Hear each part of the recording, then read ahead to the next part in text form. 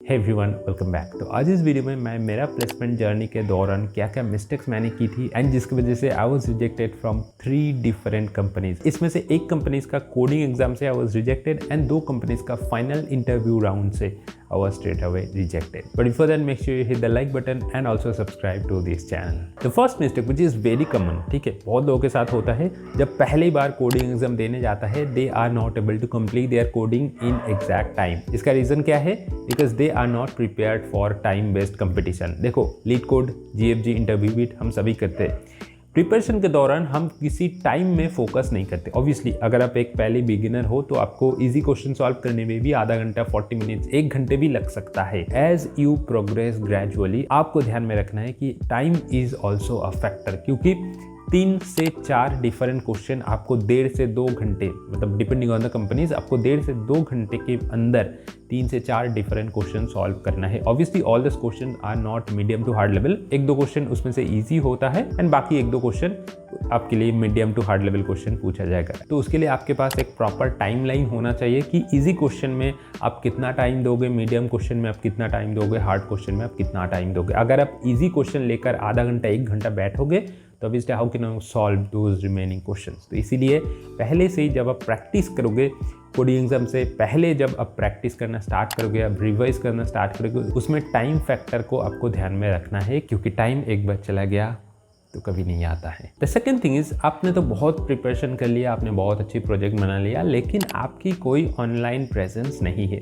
इसका मतलब क्या है? आपने शायद बहुत अच्छी प्रोजेक्ट बना लिया एंड आपने रेज्यूमे को भर दिया अपने एंटायर प्रोजेक्ट से, आपने बहुत अच्छी डिटेल में बात किया, लेकिन उसका कोई ऑनलाइन एक प्रूफ तो होना चाहिए। चाहे उस प्रोजेक्ट का गिटहब लिंक होना चाहिए, या फिर आप लिंक्डइन में अपलोड किया उसका लिंक होना चाहिए, या फिर कोई भी ऐसे वेबसाइट पे आपकी खुद की एक पोर्टफोलियो वेबसाइट हो सकता है जिसमें आपकी सारे प्रोजेक्ट मेंशन है, क्या क्या की थी आपके प्रोजेक्ट में। At least you should have any of the online link, चाहे लिंक्डइन हो, पोर्टफोलियो हो, गिटहब हो, इन तीनों में से कोई एक ऑनलाइन लिंक आपको पहले से ही रेडी होना चाहिए and that link should be included in your resume. क्योंकि टेक्निकल रिक्रूटर जब आपकी रेज्यूमे स्कैन करेगा, they will not going to read all the resume, क्या क्या पॉइंट्स आपने लिखा था, क्या किया था उसमें, क्या इंप्रूवमेंट किया था, उसको घंटा फर्क पड़ता है। लेकिन उसके साथ एक लिंक अगर आप प्रेजेंट कर दोगे तो उस लिंक को क्लिक करके रिक्रूटर देख भी सकते हैं। इसीलिए रिक्रूटर के पास से जितना रेज्यूमे रिजेक्ट हो जाता है, majority of the rejection is due to this fact कि उनका कोई ऑनलाइन प्रेजेंस नहीं है, उनका कोई प्रूफ नहीं है। देखो, मैं तो बहुत कुछ लिख सकता हूँ, मैंने ये प्रोजेक्ट किया, मैंने इसका ये इम्प्रूव किया, लेकिन उसका कोई प्रूफ तो होना चाहिए,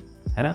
कुछ रैंडम आलतू फालतू प्रोजेक्ट तो मैं नहीं लिख सकता हूँ। तो रिक्रूटर के पास भी प्रूफ चेक करने के लिए कुछ मेथड होना चाहिए and online link will serve the purpose. Before that, अगर आप गेट 23 के लिए प्रिपेयर कर रहे हो, then there is a great offer from PrepLadder because they are giving the entire GATE subscription in just 4,900 rupees. तो ये एंटायर पैकेज का आपको क्या क्या मिलेगा? पहले तो आपको मिलेगा कि सारे सब्जेक्ट की, सारे टॉपिक की, सारे चैप्टर्स की high quality videos from GATE dream team, जो कि इंडस्ट्री की सबसे बेस्ट एक्सपीरियंस टीचर्स आपको पढ़ाएंगे। उसके साथ 2500 से भी ज़्यादा टॉप क्यूरेटेड क्वेश्चन है from the GATE dream faculties. उसके साथ आपकी सारे की सारे सब्जेक्ट की previous question with detail solution, आपकी टेस्ट सीरीज भी सब्जेक्ट वाइज, चैप्टर वाइज और फुल लेंथ मॉक टेस्ट। उसके साथ कुछ एडिशनल चीज़ भी है, जैसे प्रीप्लेडर कस्टम मॉड्यूल, जिसमें आप कस्टम कुछ सब्जेक्ट चूज कर सकते हो, उसमें से आपको रैंडमली क्वेश्चंस आएगा, आप उस क्वेश्चन को प्रैक्टिस कर सकते हो। There will also be a PrepLadder treasure, जहाँ पे हर एक सब्जेक्ट की, हर एक चैप्टर्स की शॉर्ट नोट अवेलेबल है, जो आपको एग्जाम से पहले बहुत हेल्प करेंगे आपकी क्विकली रिवीजन करने के लिए। एंड उसके साथ you get the benefits of prep lab, जहाँ पे आप थ्योरेटिकल लर्निंग के साथ साथ प्रैक्टिकल चीज भी सीख सकते हो। बट ये सारी चीज एक्सपीरियंस करने के लिए आपको पहले दिन पे करने की कोई जरूरत नहीं है। आप 24 आवर्स के लिए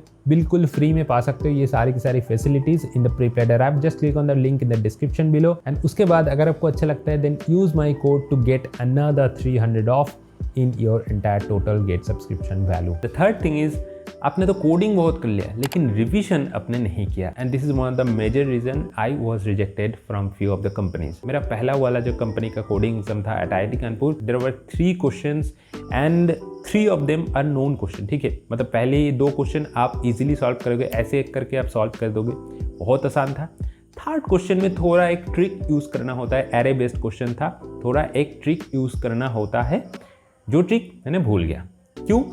एरे वाला क्वेश्चन मैंने उससे मतलब 1.5-2 मंथ पहले प्रैक्टिस किया था, ठीक से प्रॉपरली उसी क्वेश्चन का उसी जो टेक्निक यूज होता है उसी टेक्निक को मैंने रिवाइज नहीं किया। That doesn't mean you have to remember each and everything, each and every line of code of whatever the problems you are solving. No, आपको हर एक क्वेश्चन का कुछ स्पेशल टेक्निक होता है। जैसे कैडेंस एल्गोरिथम, इसका एक छोटा सा टेक्निक होता है। जैसे ग्रेडी एल्गोरिथम, इसका एक टेक्निक होता है। जैसे डायनामिक प्रोग्रामिंग, उसका एक टेक्निक होता है हर एक प्रॉब्लम का। तो उसी टेक्निक को आपको ध्यान में रखना है, छोटा छोटा डिटेल्स भी आपको ध्यान में रखना है, ताकि एग्जाम हॉल में जाके आपको फिर से दोबारा स्टार्ट से स्क्रैच से सोचना नहीं पड़ेगा। And that's why revision is very very important, क्योंकि आपकी ये इंटायर कोडिंग जर्नी में आप 300 से भी मतलब 250-300 प्रॉब्लम तो आप डेफिनेटली सॉल्व करोगे। सारी प्रॉब्लम के सारे solution on top of your brain में रखने के लिए you have to revise. The next thing is also a major mistakes, जो कि बहुत स्टूडेंट करते हैं, इसीलिए उनका रेज्यूमे ठीक से बिल्ड नहीं होता है। The thing is that they are not able to totally grab a single topic. वो कभी मशीन लर्निंग करे, कभी जा रहा है वेब डेवलपमेंट पे, कभी जा रहा है एंड्रॉयड डेवलपमेंट पे, कभी आ रहा है कुछ सिस्टम लेवल कोर्स करने के लिए, कभी जा रहा है कुछ ब्लॉकचेन सीखने के लिए। यार ऐसे करके तुम्हारा रेज्यूमे में तुम लिख सकते हो मैंने ये सीखा वो सीखा, लेकिन कोई चीज़ अपने पूरा की पूरा नहीं सीख सकते हो। अगर आपको ब्लॉकचेन करना है तो भाई ब्लॉकचेन में फोकस करो।